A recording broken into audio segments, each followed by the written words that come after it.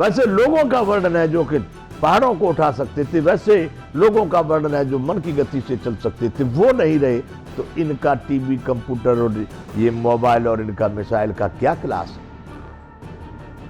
जब ये डूबेंगे उसके साथ में जो इससे चिपके हुए हैं वो सब डूब जाएंगे।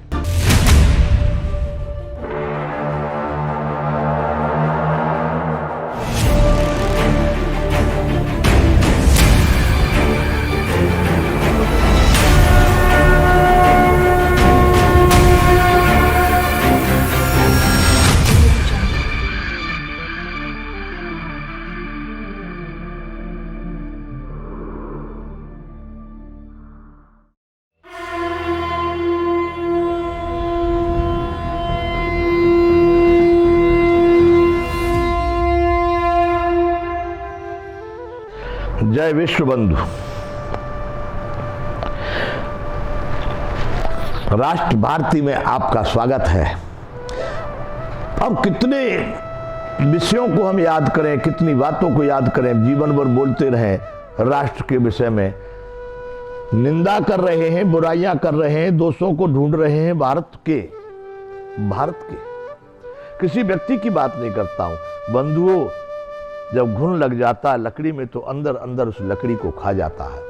वैसे ही हमारे देश में भारतीयता की बातें नहीं है। भारतीयता का कोई, भारत का कोई नियम या विधि या विधान या कोई वैसा नहीं है।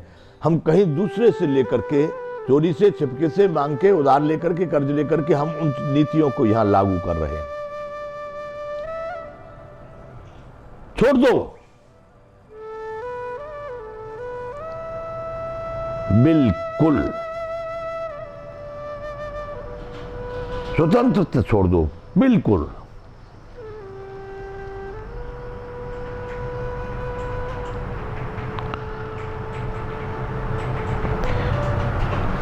भारत को कुछ दिन के लिए भारतीयता में छोड़ दो।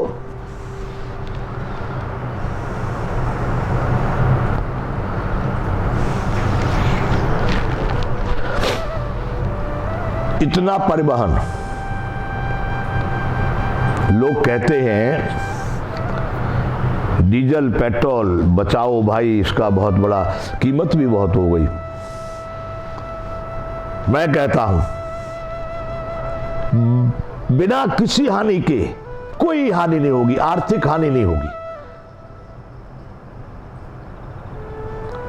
शारीरिक हानि नहीं होगी, मानसिक हानि नहीं होगी,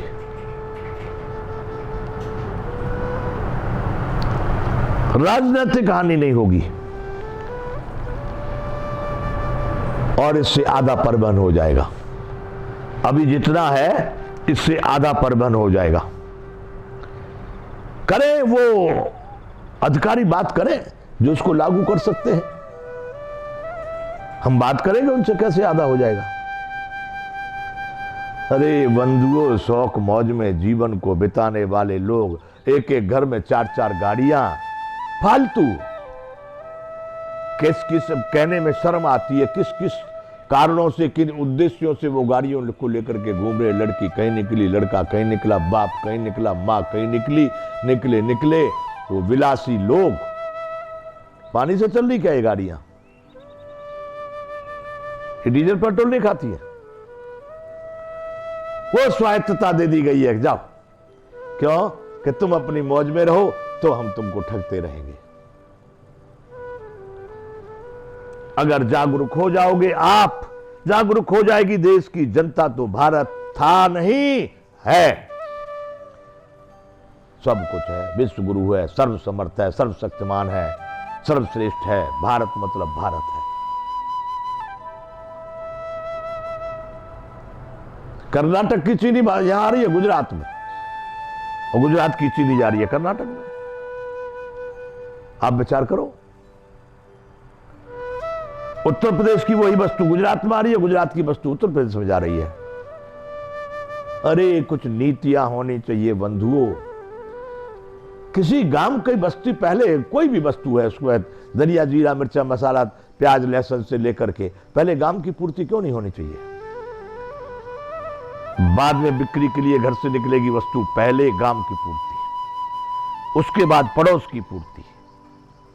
यहां क्या हो रहा है कि यहां से पहले अपनी वस्तु भेज दी गई जालंधर, और वही वस्तु फिर जालंधर से आ रही है यहां। इसमें समीक्षा करेंगे आप तो पाएंगे, और आपको तो समीक्षा की आवश्यकता क्या है। अगर किसी को ये बात मेरी सुनने में आवे, किसी मतलब इससे संबंधित अधिकारी को, समीक्षा करें। ओहो, खुश हो गए, बड़ा है, फ्री कर दिया है हमने, यात्रा, तीर्थ यात्रा। मालूम नहीं है धन का क्या ठिकाना, धन की वैल्यू क्या, धन की वैल्यू खत्म हो गई। कुछ लोग मजदूर मजदूर मजदूर मजबूर हो गए, फ्री कर दिए। वैष्णो देवी, वहां बद्री, केदार, गंगोत्री, जमुनोत्री, अमरनाथ साहब, वहां के वातावरण बदल गए। भजन करने जा रहे हैं सब लोग, भक्ति करने।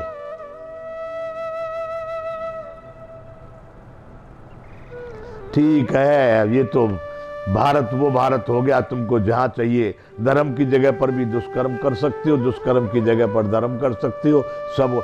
इसीलिए हमको बोलना पड़ा। जिस कार्य के लिए, जिस निमित्त जो कार्य होना चाहिए वही भारत है, और उससे अतिरिक्त जो हो रहा है यह भारतीयता नहीं है। यही विद्रोह, यही बुराई, यही खराबी है। क्यों जाना चाहिए सब लोगों को बद्री केदार में, वहां पर दर्शन करने के लिए भगवान जी के। यहां भगवान नहीं है। ये संपूर्ण ब्रह्मांड भगवान से खाली है।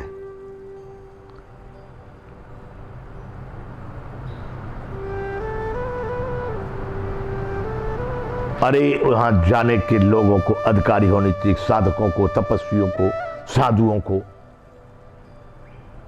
वैसे लोगों को।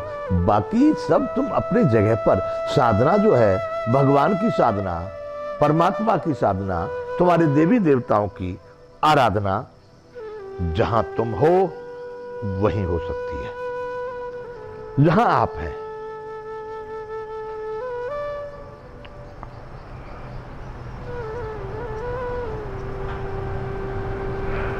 मूर्ति में भी एक हम श्रद्धा से भगवान देख रहे हैं।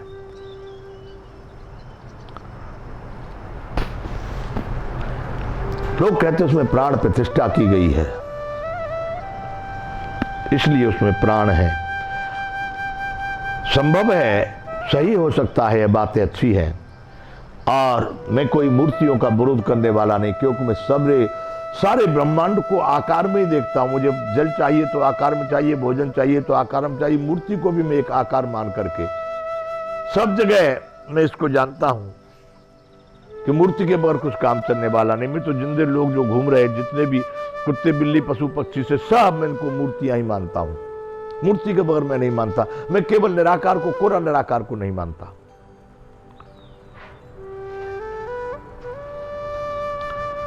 और वो निराकार की मान्यता जब मैं निराकार हो जाऊंगा तब देखी जाएगी। अभी आकार में तो उस निराकार को सिद्ध करना मेरे लिए बड़ा भारी है।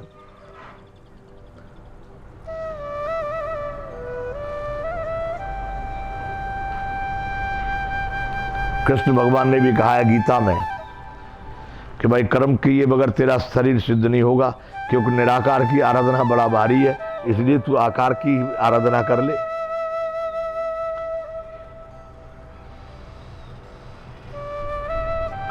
मेरा कहने का मतलब है कि जहां जिन लोगों की आवश्यकता है, जिस आवश्यक कार्यों को कीजिए, विलासता से परे हट करके। ये खाली भाग दौड़ घूमना, ये ऐसा नहीं है जिससे एक देश बनेगा, देश सुधरेगा। यहां तुम जिनसे विरोध कर रहे हो वो भी तुम्हारे हैं, जो तुमसे विरोध कर रहे हैं वो भी तुम्हारे हैं। एक बार बैठ करके व्यवस्थित चिंतन तो करो। हम अपनी कमियों को, गुण दोषों को देखें तो सही, उनका निराकरण तो करके देखो।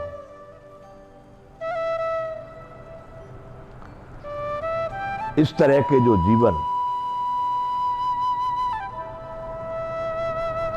बंधुओं, बच्चे किसी प्रकार से तनाव में, चिंता में, भय में, किसी वस्तु के अभाव में, जैसे भी हो बच्चे तो किससे लड़ते हैं, किससे कहते हैं? अरे अपने माता पिता, अपने जो उनके जो संरक्षक हैं, उनके जो भी बड़े लोग हैं, जो उत्तरदायी हैं। आज मैं हर बात को सरकार को लेकर के, शासन को लेकर के, सत्ता वालों से ही कर रहा हूं। क्यों कर रहा हूं? मैं यहां का नागरिक हूं। मेरे मन में जो आ रही मेरी संतुष्टि करे। सबको भाई सबकी संतुष्टि थोड़ी करती पड़ेगी सरकार। सब कहां बोल रहे हैं ऐसा? सबकी क्या ऐसी अपेक्षा, इच्छा, या सबको कहां इससे कोई मतलब है? एक में ही बहुतों की संतुष्टि हो जाएगी। हमारे हैं, हमारे शासक हैं,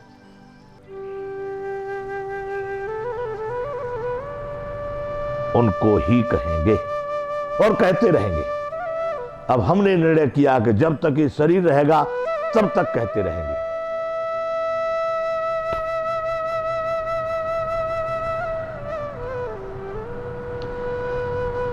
हमारे भारत में भारतीयता का अभाव हो रहा है और उस अभाव का यह सब जगह पर प्रभाव हो रहा है। इसलिए बंधुओं, हम आपसे फिर कहेंगे कि भारतीयता को अपनाइए। इस विज्ञान की चमक धमक में पड़ के हेलीकॉप्टर, हवाई जहाज, मोबाइल, टीवी, अरे ये कुछ नहीं रहने वाला। चलो क्या करोगे इसका? ये युगों तक चलता रहे तो क्या करोगे? शांति मिलेगी आपको इससे? नहीं, आप चिंतन करो। अब भी जो एक पीढ़ी आ रही है, जो हमसे पीछे वाले, जो 50 साल, 30 साल, 20 साल, 12, सबसे बड़ा प्रभाव बच्चों के ऊपर है। क्योंकि उन्होंने पैदाइश यही देखा है। वो तो इसमें हिले मिले घुले हुए हैं, पर इसका प्रभाव भी सबसे बड़ा दोनों तरफ से, अच्छा प्रभाव भी और बुरा प्रभाव भी उन्हीं के ऊपर पड़ेगा। आपने वो जीवन नहीं देखा कि जब ये नहीं थे तो कितना शांति वाला, कितना आनंद वाला, कितना प्रेम वाला, कितनी शक्ति वाला, कितनी निरोगता वाला, कितना आनंदित जीवन था। कल्पना करो बंधु, अभी तो तुम्हारे पास मौका है कि तुम्हारे दादा दादी, काका दादी जो है, बाबा आजा अभी होंगे कुछ, और उनसे अपनी कहानियों को पूछ लो कि क्या तुम्हारे जीवन में इतना तनाव, दबाव, चिंता, भय, उद्वेग, क्रोध और ये सब था? गांवों में कितना प्रेम था। आज गांव में जो है ना, मनुष्यों में इतनी वैमनस्यता, गांवों में एक दूसरे को बोलने को राजी नहीं, कोई किसी के पास बैठने को तैयार नहीं। कारण यही भौतिकता है, यही विलासता है, जिसमें आप इतने रस्ते पचते जा रहे हो कि इसके बगैर आप जी नहीं पाओगे, और जी नहीं पाओगे तो गुड़ के चीटे की तरह से उसी में चिपक जाएंगे और वहीं पर हमारा अंत भी हो जाएगा। वैसे लोगों का वर्णन है जो कि पहाड़ों को उठा सकते थे, वैसे लोगों का वर्णन है जो मन की गति से चल सकते थे, वो नहीं रहे। तो इनका टीवी, कंप्यूटर और ये मोबाइल और इनका मिसाइल का क्या क्लास है? जब ये डूबेंगे उसके साथ में जो इससे चिपके हुए हैं वो सब डूब जाएंगे। इसलिए मस्त हो जाओ। अरे 1-2 बीघा जमीन में भी अपने घर का पालन मस्ती से हो सकता है। सुबह शाम अपना बैठ करके मनन चिंतन, अध्यात्म, जो भी कुछ करना है, आध्यात्मिक क्रिया है, भौतिक क्रिया है, योगिक क्रिया है, मस्ती में रहो। तन को एक लंगोटी, पेट को चाहिए रोटी, जयराम जी की। इन्हीं कार्यों से अपना जीवन बड़ा मस्ती में गुजर सकता है, इस विलासता को छोड़ के भी गुजर सकता है। तो बंधुओं, राष्ट्र भारती में मैं आपसे यही अनुरोध करता हूं कि जितने भी हमारे द्वारा जो कार्यक्रम हो रहे हैं समाज में, कौन कर रहा है? जो नीति से विरुद्ध है, मर्यादा से विरुद्ध है, लज्जा से विरुद्ध है, उनको रोको। आप स्वयं भी उससे हटो। भारत भारत हो जाएगा। यही विराम करते हैं। जय विश्व बंधु।